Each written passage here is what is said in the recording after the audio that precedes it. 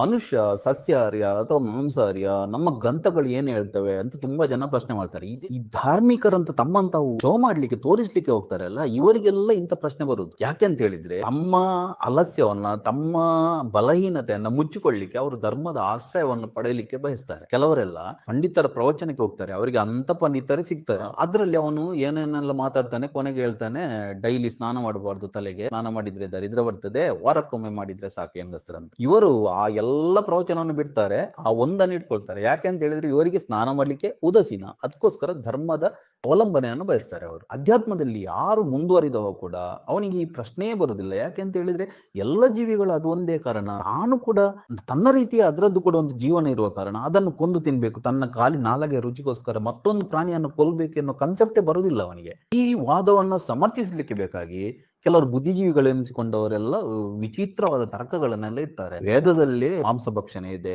ಗೋಮಾಂಸ ಭಕ್ಷಣೆ ಇದೆ, ಈ ರೀತಿ ಎಲ್ಲ ತರ್ಕ ಮಾಡ್ತಾ ಹೋಗ್ತಾರೆ. ವೇದದ ವಿಷಯ ಬಿಡಿ, ವೇದ ಇದೆ ಅಲ್ಲ, ಅದು ಏನಂತ ಅದನ್ನ ಅರ್ಥ ಮಾಡಿಕೊಳ್ಳಿಕ್ಕೆ ನಾವೇ ಇಷ್ಟು ವರ್ಷದಿಂದ ಅದರಲ್ಲಿ ಅಧ್ಯಯನ ಮಾಡ್ತಾ ಇದ್ದೇವೆ, ನಮ್ಗೆ ಇನ್ನು ಕೂಡ ಅದು ಕರೆಕ್ಟ್ ಅರ್ಥ ಆಗ್ಲಿಲ್ಲ. ನೀವು ಯಾರೋ ಒಬ್ಬರು ಭಾಷಾಂತರ ಮಾಡಿದ್ದನ್ನು, ಅನುವಾದ ಮಾಡಿದ್ದನ್ನು ಓದಿ ಅದ್ರ ಪರ್ಟಿಕ್ಯುಲರ್ ನಿಮ್ಗೆ ಬೇಕಾದ ಪಾಯಿಂಟ್ ಅನ್ನು ಎತ್ತಿ ಮಾತಾಡುವವರ ಬಗ್ಗೆ ನನಗೆ ಅದ್ರ ಬಗ್ಗೆ ಏನು ಮಾತಾಡ್ಲಿಕ್ಕಿಲ್ಲ. ಯಾಕೆ ಅಂತ ಹೇಳಿದ್ರೆ ಕೆಲವರಿಗೆಲ್ಲ ತಪ್ಪು ಕಲ್ಪನೆ ಇದೆ, ವೇದ ಸಂಸ್ಕೃತದಲ್ಲಿ ಇದೆ ಅಂತ.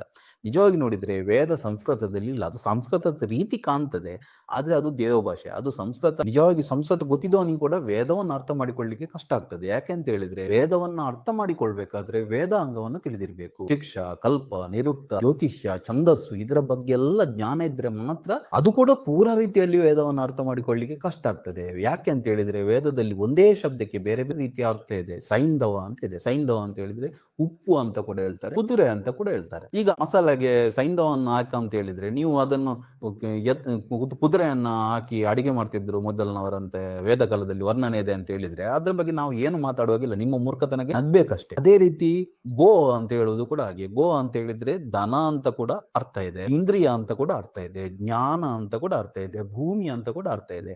ಅದನ್ನು ಅರ್ಥ ಮಾಡಿಕೊಳ್ಬೇಕಾದ್ರೆ ನಮ್ಗೆ ಅಂತ ನಾಲೆಜ್ ಇರಬೇಕು, ಅಂತ ನಮ್ಗೆ ವೇದಾಂಗಗಳ ಪರಿಚಯ ಇರಬೇಕು. ಆಗ ಮಾತ್ರ ನಾವು ವೇದವನ್ನು ಅರ್ಥ ಮಾಡಿಕೊಳ್ಬಹುದು, ಇಲ್ಲದಿದ್ರೆ ವೇದವನ್ನು ಅರ್ಥ ಮಾಡಿಕೊಳ್ಳಿಕ್ಕೆ ಆಗುದಿಲ್ಲ. ಆದ್ರಿಂದ ವೇದದಲ್ಲಿ ಗೋಮಾಂಸ ಅಥವಾ ಮಾಂಸ ಭಕ್ಷಣೆ ವರ್ಣನೆ ಇದೆ ಅಂತ ಹೇಳುವುದು ಚರ್ಚಾಸ್ಪದ ವಿಷಯ, ಅದನ್ನು ಸೈಡಿಗೆ ಇಡುವ. ಬಟ್ ಪುರಾಣದಲ್ಲಿ ಇದೆ, ಬ್ರಾಹ್ಮಣರಾಗ್ಲಿ ಅಥವಾ ಯಾರೇ ನಾನ್ ವೆಜ್ ತಿಂತಿದ್ದ ವರ್ಣನೆ ಪುರಾಣದಲ್ಲಿ ಇದೆ. ಯಾಕೆ ಅಂತ ಹೇಳಿದ್ರೆ ಪುರಾಣ ಕಾಲದಲ್ಲಿ ಆಲ್ರೆಡಿ ಇಂಥದ್ದೆಲ್ಲ ಬಂದಾಗಿದೆ.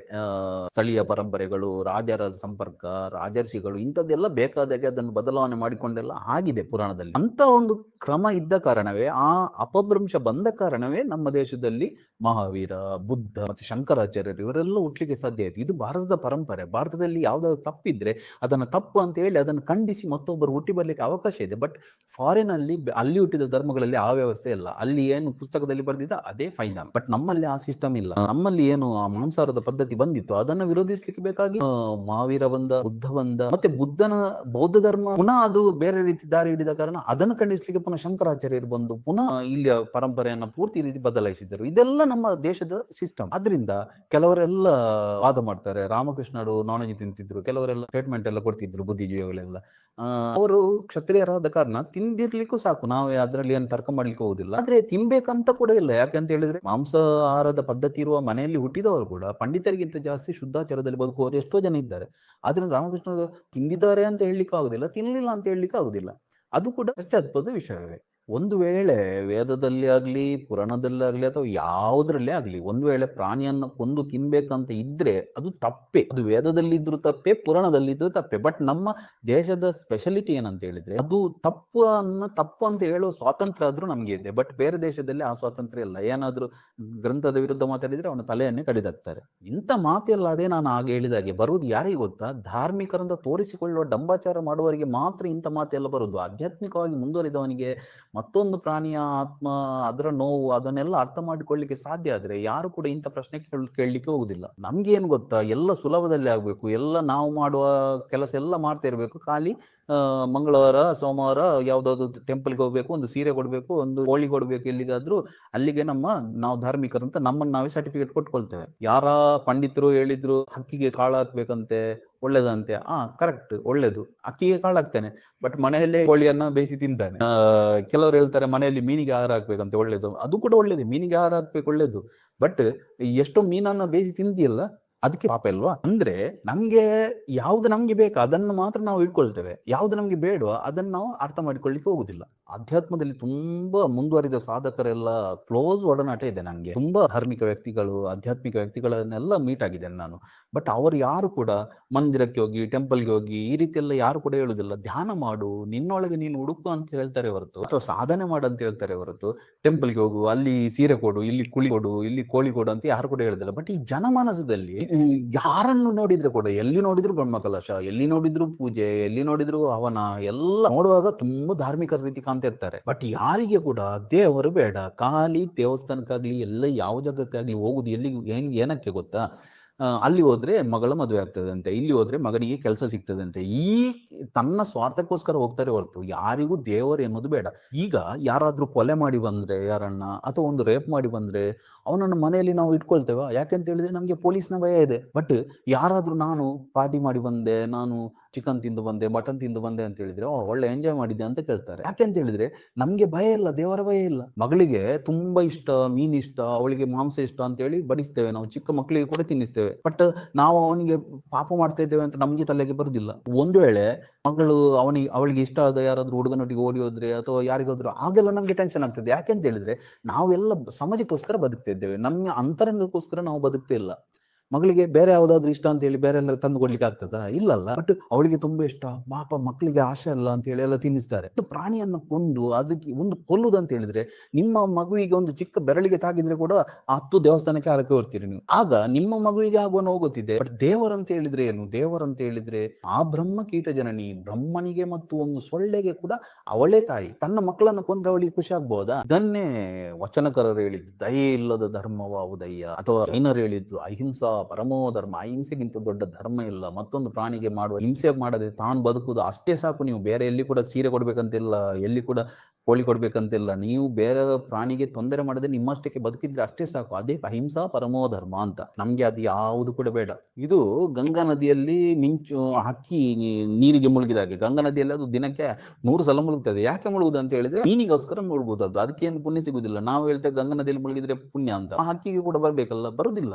ಯಾಕೆ ಅಂತ ಹೇಳಿದ್ರೆ ಅದ್ರ ಉದ್ದೇಶ ಬೇರೆ. ಮತ್ತೆ ಗಾನದ ಎತ್ತು ತಿರುಗುದು ಅಂತ. ಗಾನದ ಎತ್ತು ನೋಡಿ ಎಷ್ಟು ಸುತ್ತ ಹೊಳಿತಾ ಇರ್ತದೆ, ಬಟ್ ಅದಕ್ಕೆ ಏನಾದ್ರೂ ಪುಣ್ಯ ಬರ್ತದೆ? ಅದೇ ರೀತಿಯಾಗಿ ದೇವಸ್ಥಾನಕ್ಕೆ ಸುತ್ತು ಬರ್ತೇವೆ. ನಮ್ಮ ಶಾಸ್ತ್ರ ಗ್ರಂಥಗಳಲ್ಲಿ ಏನ್ ಹೇಳಿದ್ದಾರೆ ಅಂತ ಹೇಳಿದ್ರೆ, ಹನುಮಂತ ವಿಶಸಿತ ನಿಹಂತ ಕ್ರಯ ವಿಕ್ರಯಿ ಸಂಸ್ಕರ್ತ ಚೋಪಹರ್ತ ಚ ಖಾದಕಶ್ಚೇತಿ ಘಾತಕ. ಯಾರು ಪ್ರಾಣಿಯನ್ನ ಕೊಲ್ಲಿಕ್ಕೆ ವಾರ್ಡರ್ ಕೊಡ್ತಾನ, ಯಾರು ಆ ಪ್ರಾಣಿಯನ್ನ ತಕೊಂಡು ಬರ್ತಾನ, ಯಾರ ಆ ಪ್ರಾಣಿಯನ್ನ ಬಲಿ ಕೊಡ್ತಾನ, ಕೊಲ್ತಾನ, ಯಾರ ಆ ಪ್ರಾಣಿಯ ಮಾಂಸವನ್ನ ಮಾರ್ತಾನ, ಯಾರು ಅದನ್ನ ಪರ್ಚೇಸ್ ಮಾಡ್ತಾನ, ಯಾರು ಅದನ್ನ ಅಡಿಗೆ ಮಾಡ್ತಾನೆ, ಯಾರು ಅದನ್ನು ಬಡಿಸ್ತಾನ, ಇಷ್ಟು ಜನರು ಮರ್ಡರರ್ಸ್ ಅಂತ ಉಂಟು. ಬಟ್ ನಮ್ಗೆ ಅದು ಯಾವ್ದು ಕೂಡ ತಲೆಗೆ ಹೋಗುದಿಲ್ಲ. ನಾವು ಸ್ವಲ್ಪ ಯೋಚನೆ ಮಾಡಿ, ಯಾರಾದ್ರೂ ಒಂದು ವೇಳೆ ನೀವು ನಿಮ್ಮ ಮಗುವನ್ನ, ನಿಮ್ಮ ಮಕ್ಕಳನ್ನ ಯಾವ್ದಾದ್ರು ಒಂದು ಬೇರೆ ಪ್ರಾಣಿ ಅಥವಾ ಬೇರೆ ಒಂದು ಮನುಷ್ಯರನ್ನು ಇದ್ದಾರೆ ಅಂತ ಎನಿಸಿಕೊಳ್ಳಿ, ಅವರು ತಮ್ಮ ನಾಲಿಗೆಯ ಟೇಸ್ಟ್ಗೋಸ್ಕರ ನಿಮ್ಮ ಮಕ್ಕಳನ್ನ ಎತ್ಕೊಂಡು ಹೋದ್ರೆ, ನಿಮ್ಮ ಮಕ್ಕಳನ್ನ ಕಡಿದುಕೊಂಡ್ರೆ ನಿಮ್ಗೆ ಹೇಗೆ ಆಗ್ಬೋದು? ಅದೇ ರೀತಿ ಅಲ್ಲ ಬೇರೆ ಪ್ರಾಣಿಗಳು ಕೂಡ. ಅವಕ್ಕೆ ಮಾತಾಡ್ಲಿಕ್ಕೆ ಗೊತ್ತಿಲ್ಲ ಅಷ್ಟೇ ಹೊರತು ಅದಕ್ಕೆ ಕೂಡ ನಮ್ಮ ತರನೇ ಜೀವನ ಇದೆ. ಆ ಜೀವನವನ್ನು ಅದರಿಂದ ಕಿತ್ತುಕೊಳ್ಳುವುದು ಅದಕ್ಕಿಂತ ದೊಡ್ಡ ಪಾಪ ಇನ್ಯಾವುದಿದೆ ಭೂಮಿಯ ಮೇಲೆ? ಆತ್ಮನ